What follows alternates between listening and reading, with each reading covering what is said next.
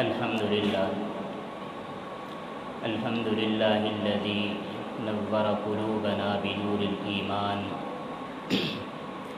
وزين إيماننا بالأنوار الأحاديث والقرآن أرسل رسوله بالهدى ودين الحق ليظهره على الدين كله ولو كره المشركون وصلى الله على النبي الكريم وعلى آله وصحبه وأهل بيته ومن تبعهم أجمعين أما بعد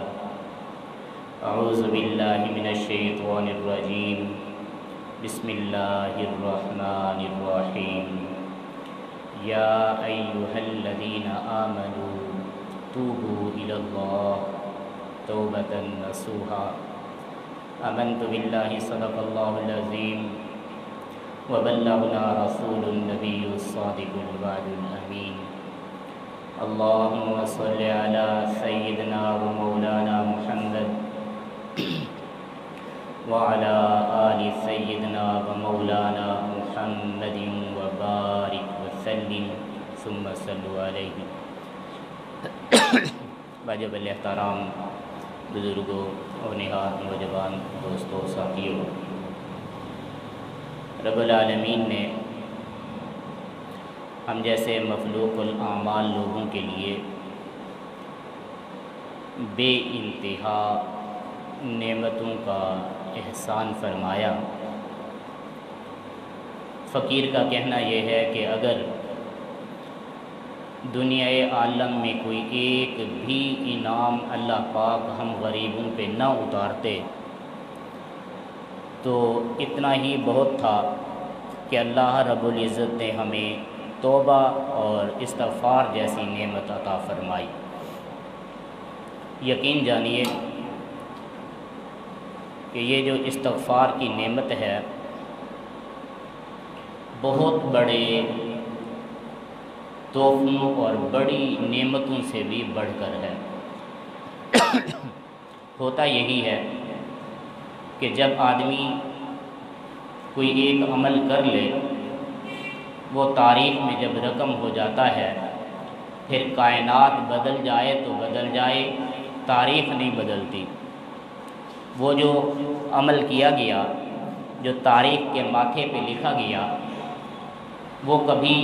نہ مٹا ہے نہ مٹ سکتا ہے۔ تاریخ ہمیشہ ہر چیز کو محفوظ رکھتی ہے، چاہے وہ چیز اچھی ہو یا بری ہو۔ پروردگار کا اصول یہی ہے کہ ہر چیز کو محفوظ کر لیا جاتا ہے، لیکن جب بندہ توبہ کے راستے پہ آتا ہے تو پروردگار اس کے گناہوں کو، اس کی غلطیوں کو مٹا دیتے ہیں،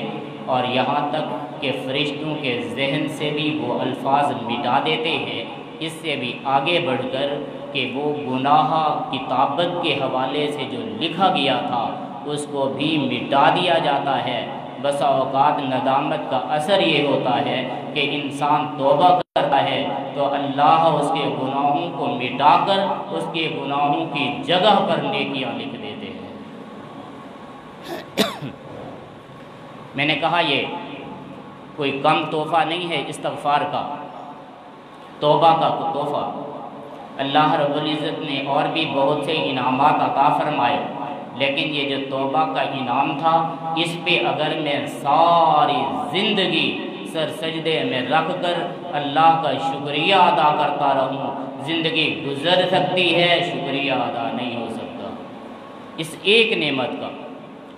ہمارے اوپر اگر پرچہ ہو جائے، تھانے کچہری میں ہمارا نام لکھ دیا جائے، پھر صلح ہو جائے، ضمانت ہو جائے، بندہ باعزت بری ہو جائے، لیکن دفتر میں وہ نام ریکارڈ محفوظ رہتا ہے،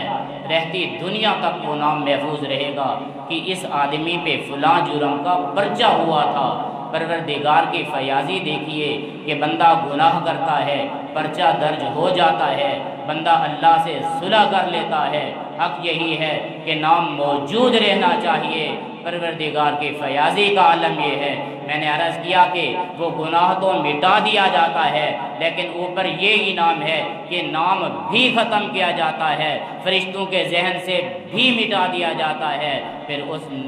گناہ کی جگہ پر نیکیاں بھی لکھ دی جاتی ہیں۔ تو رب العالمین نے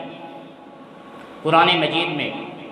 ہم جیسے مخلوق الاعمال لوگوں کو ارشاد فرمایا یا ایھا الذین آمنو۔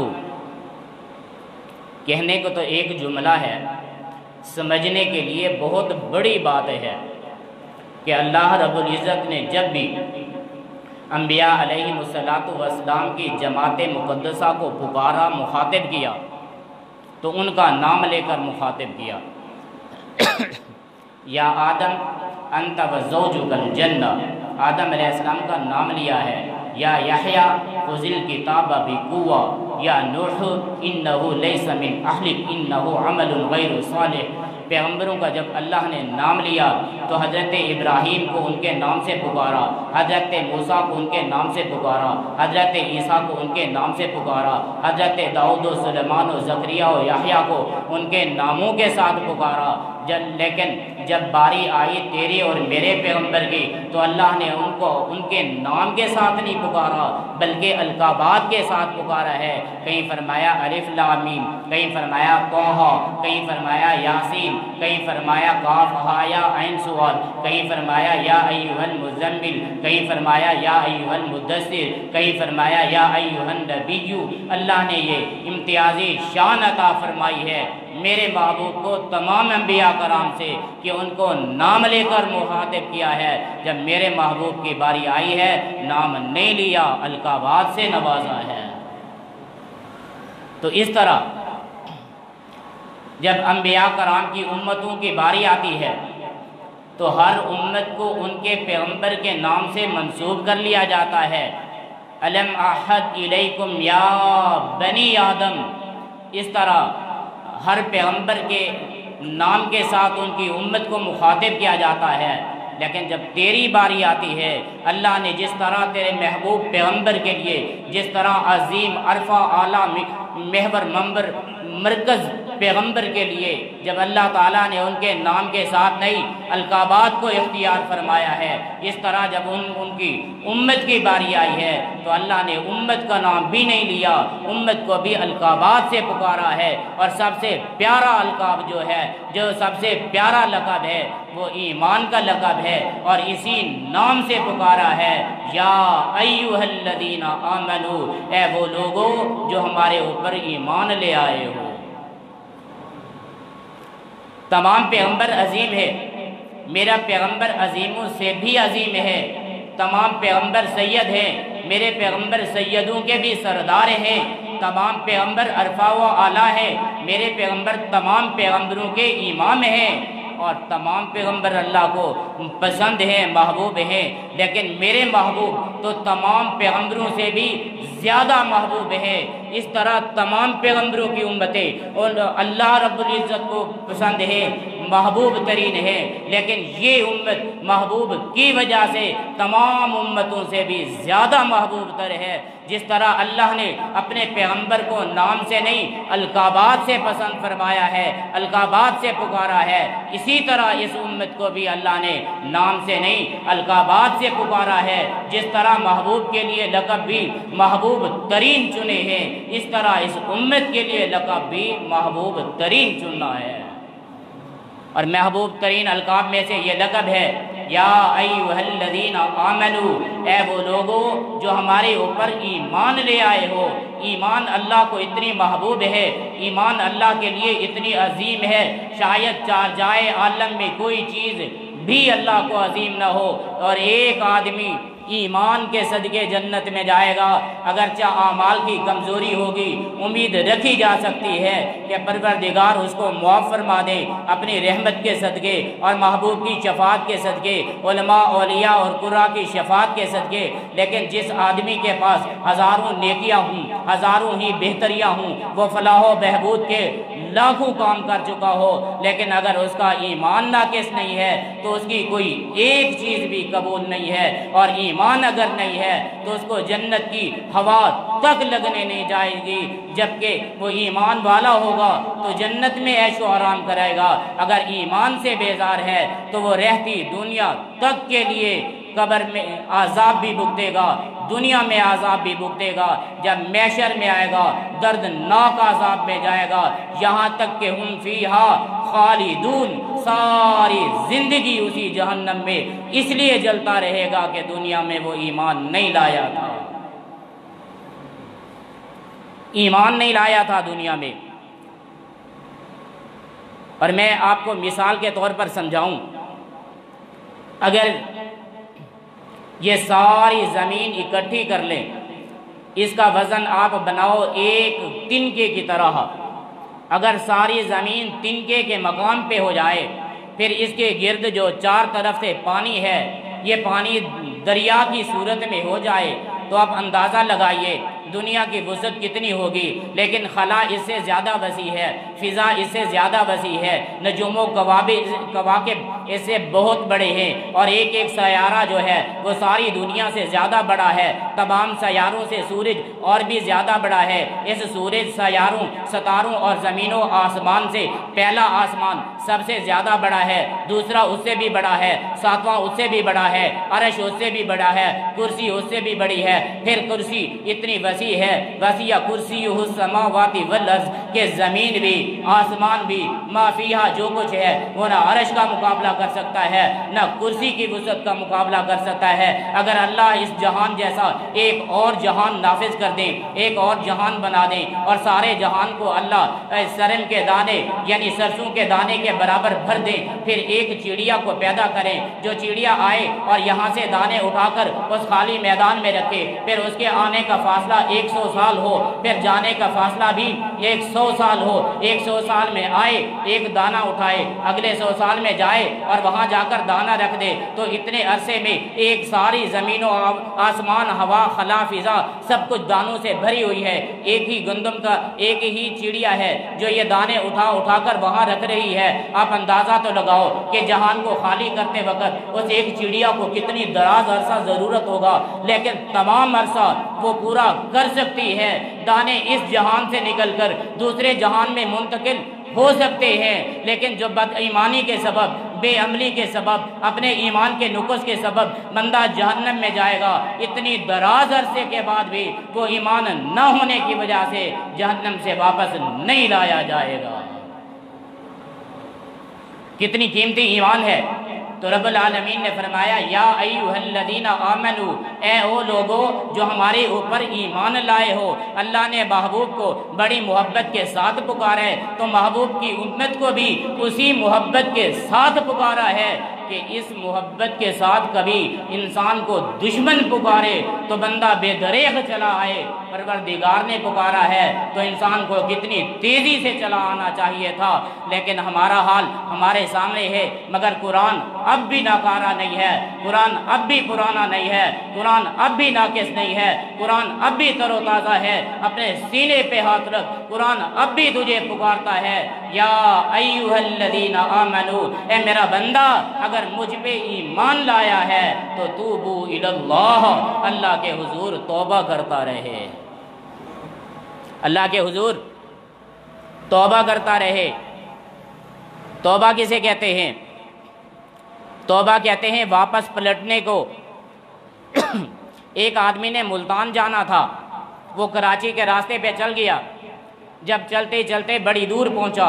اور اس کو پتہ چل گیا میں تو غلط راستے پہ ہوں، وہاں سے وہ اسی راستے سے واپس پلٹ آئے اپنی منزل کی طرف۔ اس کا نام عربی میں توبہ ہے۔ آدمی نے تقوی اختیار کرنا تھا، نیکیاں گزارنی تھی، اللہ کے حضور توبہ کرنی تھی، اللہ رب العزت کے در پہ جھکنا تھا، اللہ رب العزت کی عبادت کو کرنا تھا، لیکن اس کو پتہ چلا میں شیطان کے راستے پہ ہوں، میں نفس کے راستے پہ ہوں، اس کو پتہ چل گیا میں شیطنت کے طریقے پہ چل رہا ہوں، قرآن سے جدا ہو گیا ہوں، حقیقت سے جدا ہو گیا ہوں، تصوف سے نکل گیا ہوں، سلوک سے نکل گیا ہوں، شریعت سے نکل گیا ہوں، اخلاقیات سے نکل گیا ہوں، معاشرت کو بھول گیا ہوں، معاشیت کو بھول گیا ہوں۔ جہاں اس کو پتہ چلے وہاں سے واپس آ جائے، اس کا نام توبہ ہے۔ اور اللہ نے توبہ کے لیے صرف راستہ نہیں چھوڑا بلکہ اپنی محبت کے واسطے دے کر انسان کو پکارا، فرمایا یا ایھا الانسان ما غرک بربک الکریم، انسان بتا تو صحیح تجھے کس چیز نے اپنے کریم رب کے راستے سے ہٹا کے رکھا ہے، کس چیز نے ہٹا کے رکھا ہے۔ اگر آج بھی تجھے غلطی کا احساس ہو جائے، ہر آنکھ کی ہستی بازا، اور اگر تجھے معلوم ہو جائے کہ میں جس حالت میں ہوں غلط حالت میں ہوں، تو اللہ فرماتے ہیں بازا، واپس آ جا میرے بندے، آنا تیرا کام ہے، رحمتوں کے سینے سے لگانا میرا کام ہے۔ جب اللہ رب العزت رحمتوں کے سینے سے لگائیں گے، میں نے عرض کیا کہ گناہ ختم ہو جائیں گے، نیکیاں بن جائیں گی، گناہ کی معصیت کی وجہ سے جو روزی میں برکت ہوگی وہ واپس کر دی،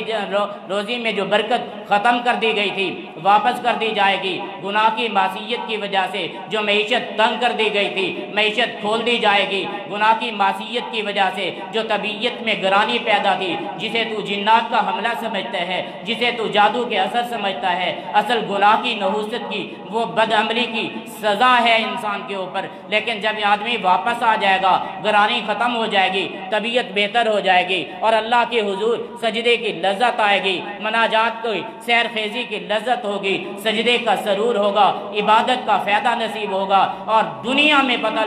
چل جائے گا کہ میں نے جو یہ عبادت کی ہے اس عبادت سے میرا گناہ کون سا جڑا ہے، یہ جو میں نے عبادت کی ہے اس عبادت سے مجھے فائدہ کون سا نصیب ہوا ہے۔ تو قرآن پاک کا مطالبہ ہے توبوا الی اللہ، اللہ کے حضور توبہ کرو، اور آگے مثال دی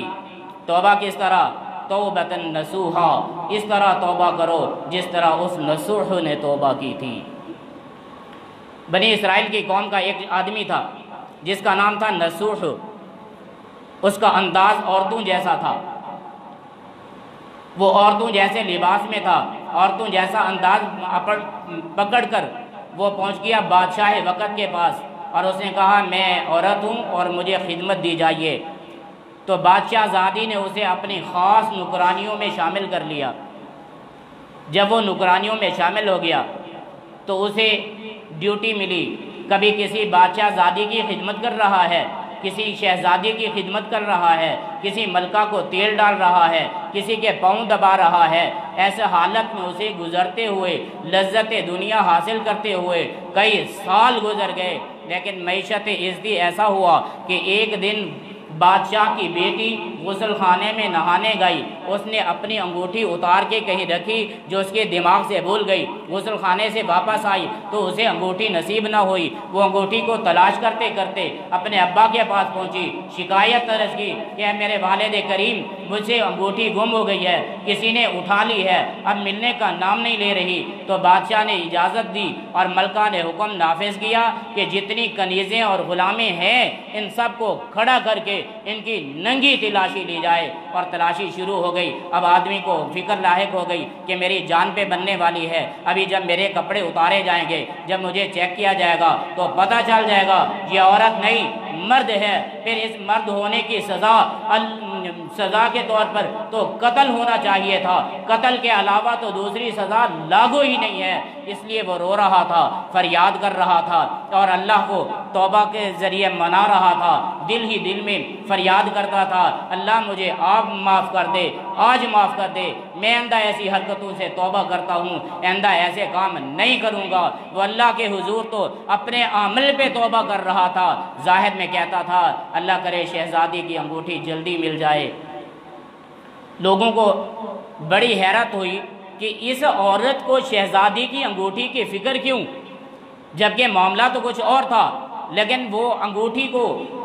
سامنے پیش کر کر کے رو رہا تھا اللہ انگوٹھی جلدی مل جائے۔ ہوا ایسے کہ اللہ رب العزت نے وہ انگوٹھی کسی کے ہاتھ سے تلاش کروا دی۔ جب انگوٹھی تلاش ہو گئی تو پھر اعلان کر دیا گیا، صاحبان کو اجازت دے دی گئی کہ انگوٹھی تو تلاش ہو گئی ہے، فلاں عورت کے پاس ملی ہے، اب اس کو سزا دی جائے گی۔ تو ساری وہ غلام، ساری کنیزیں اس عورت کی سزا کو دیکھنے آئیں۔ جب سزا ہو گئی تو یہ نسو نامی بادشاہ کی خدمت میں حاضر ہوا اور آ کر کہنے لگا کہ بادشاہ سلامت مجھے چھٹی دے دیجئے، مجھ سے اب بادشاہ زادیوں کا غم برداشت نہیں ہوتا، ان کا دکھ مجھ سے دیکھا نہیں جاتا۔ بادشاہ نے بڑی کوشش کی، نہیں تجھے چھٹی نہیں ہے، تو اچھی خادمہ ہے، تجھے یہاں رہنا چاہیے، لیکن اس نے کہا نہیں بادشاہ سلامت، میں دل کی کمزور ہوں، میں دکھ برداشت نہیں کر سکتی، مجھے چھٹی دے دی جائے۔ بادشاہ نے اس کی ضد کی وجہ سے اس کو چھٹی تو دے دی، پھر انعام اور اکرام بھی عطا کیا، اتنا بڑا انعام دیا کہ شاید اس کی رہتی نسلیں 14 نسلوں تک وہ خزانہ ختم نہیں ہونے والا تھا، لیکن اس نے خزانے کو تھوک ماری، خزانے پہ لات ماری اور اللہ کی محبت میں جنگل میں نکل گیا۔ پھر اس نے ساری زندگی اللہ کی غلامی کی، تو اللہ کی غلامی اس کو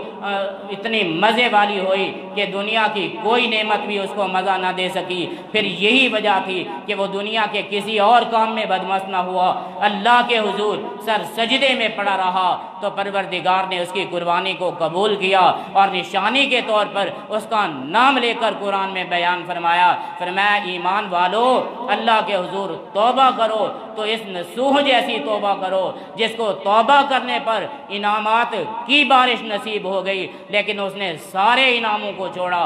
میرا محبوب بننے کے لیے میرے دروازے پہ آیا۔ تو اللہ رب العزت نے اعلان فرمایا ان اللہ یحب التوابین و یحب المتطہرین، لوگوں گواہ رہ جاؤ، پکی بات یہی ہے جو دنیا میں پاک صاف رہتا ہے یا دنیا میں جو توبہ کرنے والا ہوتا ہے وہ دنیا میں بھی اور آخرت میں بھی اللہ کا محبوب بندہ بن جاتا ہے۔ تو قرآن پاک نے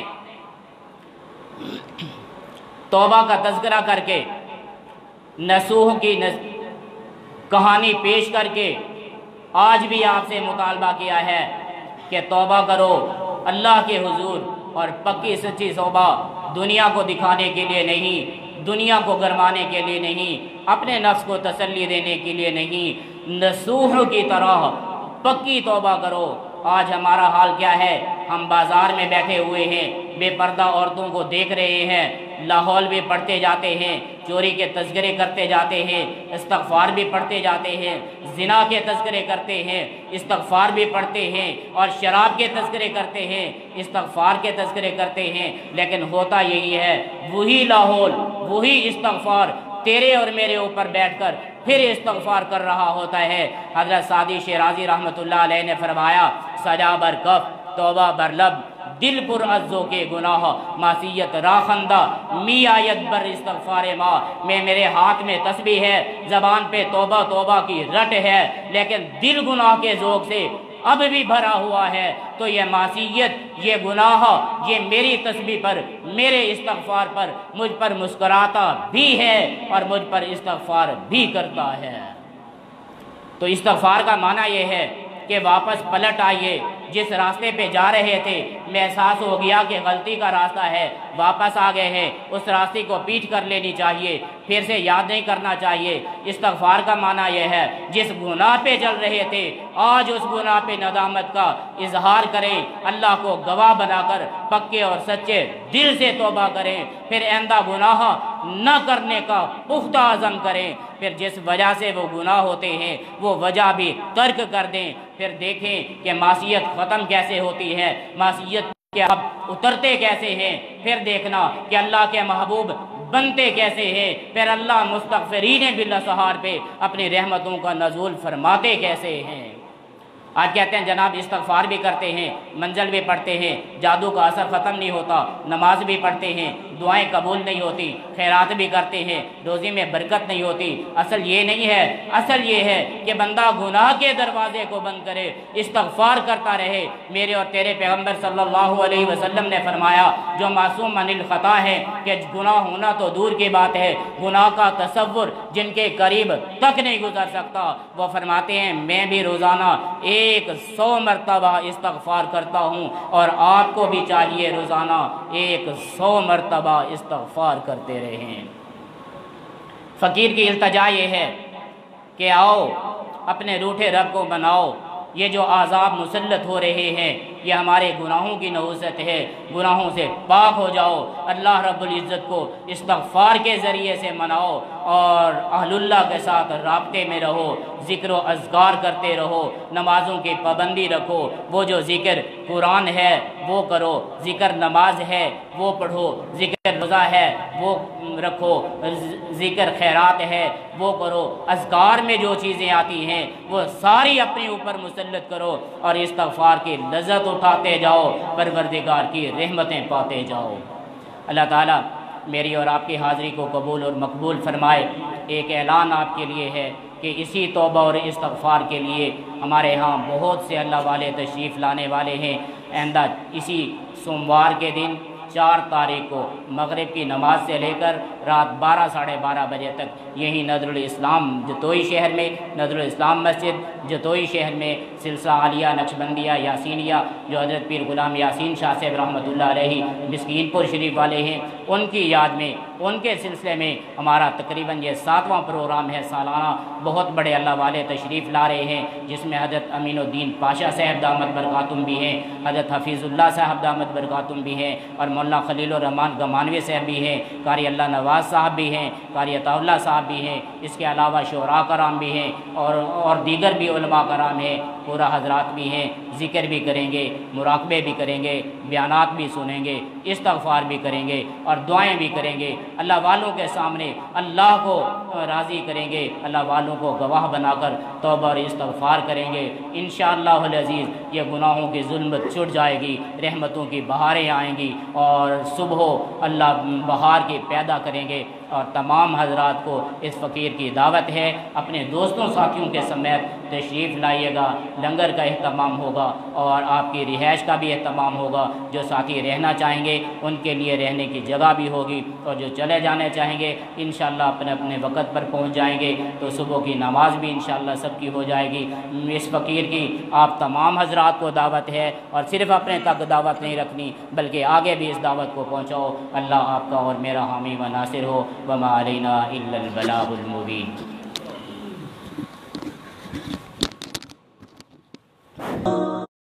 اللہ اللہ اللہ اللہ اللہ اللہ اللہ